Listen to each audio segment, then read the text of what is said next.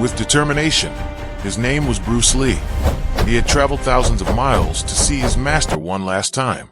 But when he knocked on the wooden door, the answer he received would haunt him. Hong Kong, 1964. A young man stood outside a traditional martial arts school, his fists clenched forever. Master Ip Man refuses to see you. And before we dive deeper into this heartbreaking story, if you appreciate tales of honor, tradition, the price of ambition, hit that like button and subscribe. You won't want to miss what happens next. What could make a legendary master turn his back on his most famous student? The answer reveals a truth about respect, tradition, and a choice that changed martial arts history. In just minutes, you'll understand why Ip Man made the most difficult decision of his teaching career, and why Bruce Lee never forgot it. To understand this story, we must go back to where it all began. Ip Man was born in 1893 in Foshan, China. He wasn't just any martial artist. He was a grandmaster of Wing Chun, a sophisticated fighting style that emphasized speed, precision, and economy of movement. By the time he reached his 60s, Ip Man had become a living legend.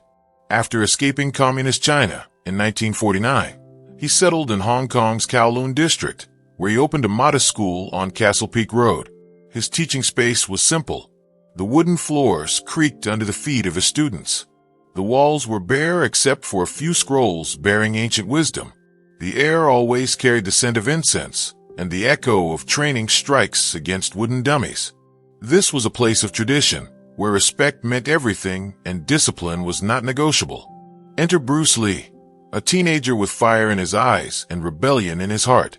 Born in San Francisco but raised in Hong Kong, Bruce was different from Ip Man's other students. Where they were humble and patient, Bruce was bold and questioning. Where they followed tradition without hesitation, Bruce wanted to know the why behind every technique. He was 17 years old when he first walked through Ip Man's door in 1957, and from the beginning, he stood out. Bruce had already been involved in street fights. He had studied other martial arts. He was fast, intelligent, and hungry to learn, but he was also impatient with tradition. While other students bowed deeply and waited months before asking a single question, Bruce challenged concepts from day one. Why must we stand in this position for so long, Master? Why not mix Wing Chun with Western boxing? What if the old ways aren't the best ways? Ip Man saw something special in this rebellious young man. Bruce's questions weren't born from disrespect. They came from a genuine desire to understand and improve. For years, Ip Man taught him personally, sharing techniques he rarely showed others. He saw Bruce as someone who could carry Wing Chun into the future. But tradition is a double-edged sword. And in Chinese martial arts culture, some rules were carved in stone. The problems began slowly, like cracks forming in ancient pottery. First, there was Bruce's teaching style. In 1959, while still Ip Man's student, Bruce began teaching martial arts himself to anyone who wanted to learn. This included Westerners, people from different backgrounds, and students who weren't Chinese. In traditional Chinese martial arts, this was controversial. Many masters believed their sacred techniques should only be passed to Chinese students, preserving the cultural heritage. Ip Man's other students noticed. They whispered in the school hallways. Some felt Bruce was betraying the tradition. Others worried that teaching foreigners would dilute the purity of Wing Chun. These weren't just casual concerns. In Hong Kong's martial arts community, such actions could be seen as disrespectful to centuries of tradition. Master Ip. One senior student said one evening, "Bruce Lee is teaching our techniques to Americans. He charges money and accepts anyone who pays. Is this what you taught him?" Ip Man said nothing, but his eyes grew heavy with thought. The second crack appeared when Bruce moved to America in 1959 to attend university. Distance created misunderstanding.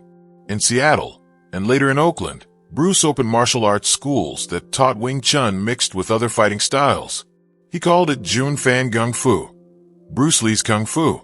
He was innovating, experimenting, breaking the rigid structures that traditional martial arts had maintained for generations. Back in Hong Kong, word spread. Ip Man heard the rumors. His student wasn't just teaching Wing Chun. He was changing it, challenging it, even criticizing some traditional methods as outdated.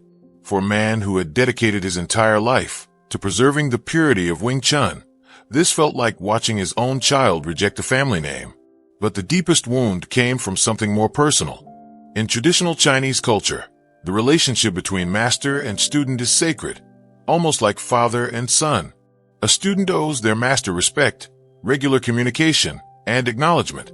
When Bruce moved to America, the letters became less frequent. The visits stopped entirely. While Bruce was building his martial arts empire in California, Ip Man continued teaching in his humble Hong Kong school, his hair turning gray, his movements becoming slower with age. Other students noticed their master's sadness.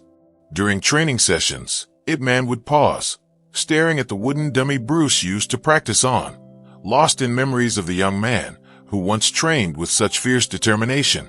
Does he remember where he learned these techniques? Ip Man once asked quietly to his senior student, Wang Shun Liang.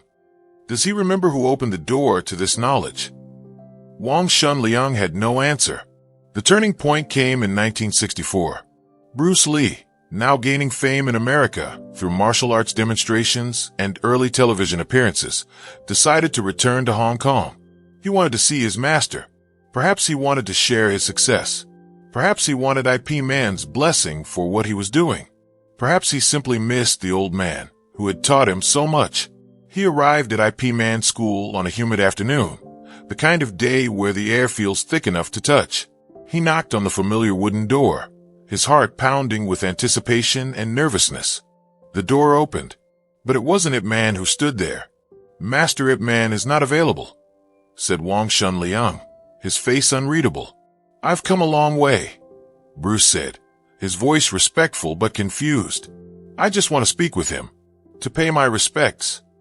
Wang Shun Liang's expression softened slightly. He respected Bruce's abilities, but he also understood his master's pain. Bruce, you must understand. You have brought dishonor to our school. You teach our secrets to anyone with money. You change our techniques and claim their improvements. You have forgotten the most important lesson Master IP ever taught you. What lesson? Bruce asked, his voice rising with emotion. That respect for tradition is more important than individual achievement.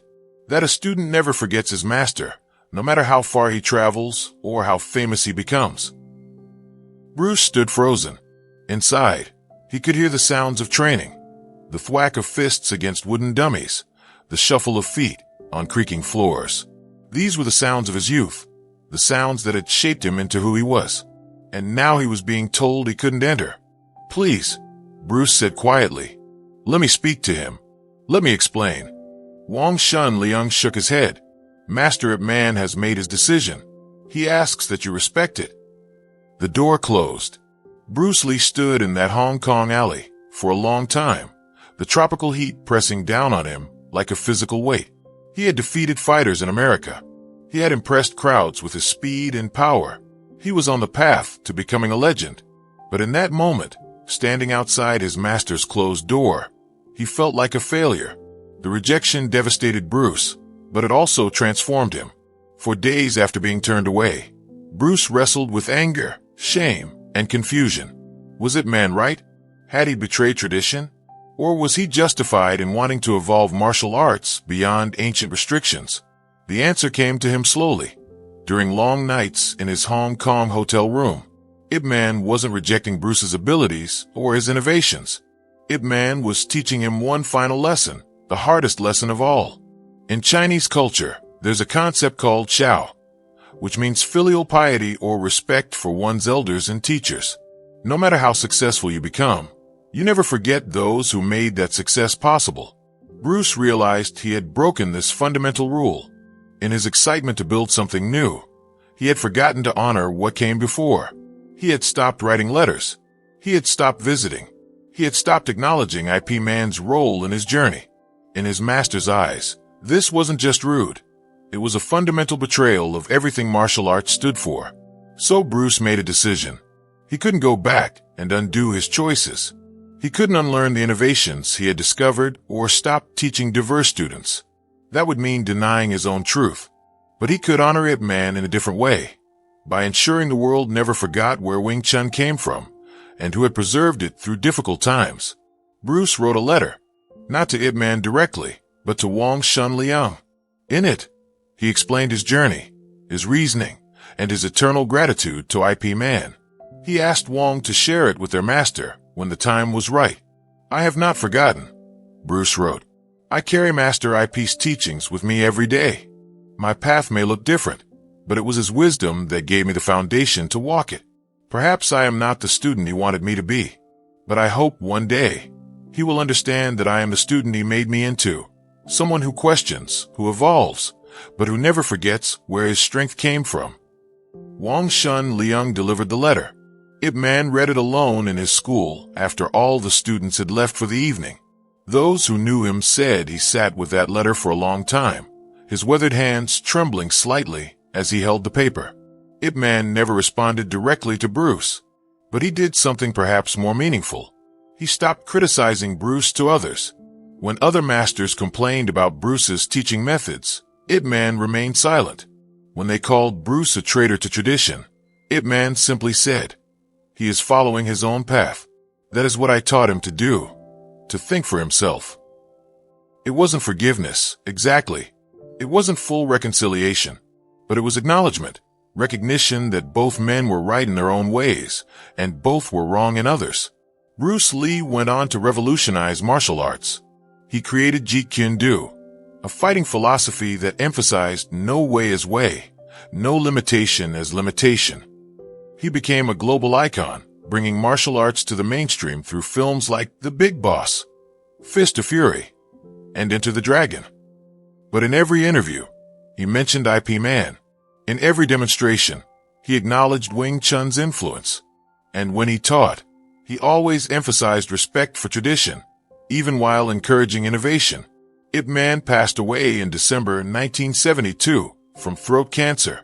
He was 79 years old. Bruce Lee died just 7 months later, in July 1973, at the age of 32. They never reconciled face to face. That door that closed in 1964 never reopened. But the story doesn't end with sadness. It ends with understanding. Years later, martial artists discovered something beautiful in Ip Man's school. Among his personal belongings was a collection of newspaper clippings. Every article about Bruce Lee's success, carefully cut out and preserved. Ip Man had been following his student's journey all along. He had seen Bruce's films. He had read about his philosophy. He had watched from across the ocean as the rebellious teenager became a global phenomenon. He had been proud, but in the traditional Chinese way. He couldn't show it without Bruce first showing proper respect. The truth that pulled Ip Man away from Bruce Lee wasn't anger or jealousy. It was pain. The pain of a teacher who had given everything to his student, only to feel forgotten. It was the pain of watching tradition clash with progress. It was the pain of loving someone enough to let them go, even when it breaks your heart. For Bruce, the lesson was equally profound. Success means nothing if you forget the people who made it possible. Innovation is important, but so is gratitude. You can forge your own path while still honoring the road that brought you there. Today, both men are legends. Wing Chun schools around the world honor Ip Man's traditional teachings. Meanwhile, Jeet Kune Do practitioners celebrate Bruce Lee's revolutionary spirit. And somehow, impossibly, both approaches are right.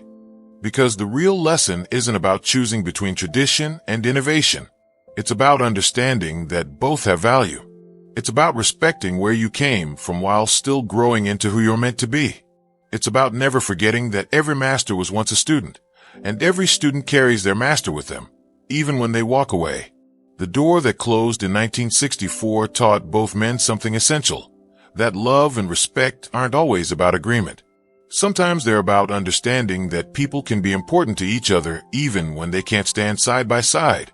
If this story touched your heart, if it made you think about your own teachers, mentors, or the people who shaped who you are, please hit that like button and subscribe.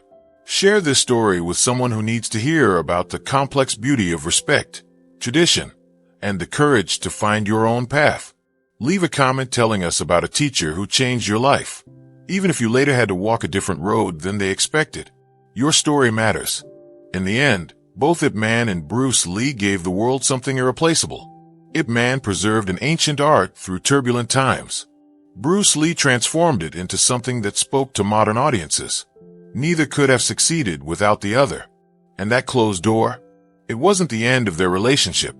It was the beginning of their legacy. A legacy that reminds us all that the greatest teachers don't just pass on techniques. They pass on the courage to become who we're meant to be. Even when it means disappointing them.